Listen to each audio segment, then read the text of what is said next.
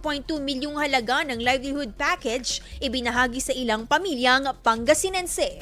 104.7 IFM. Report!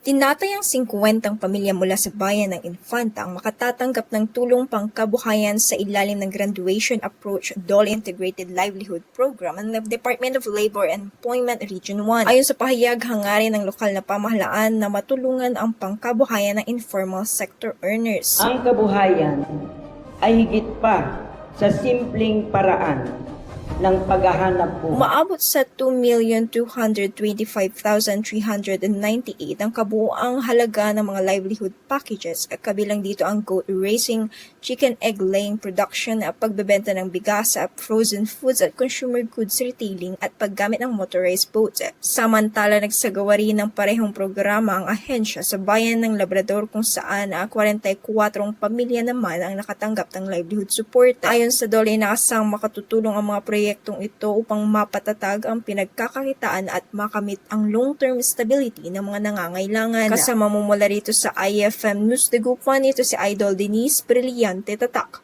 IFM. IFM News. IFM News. IFM News.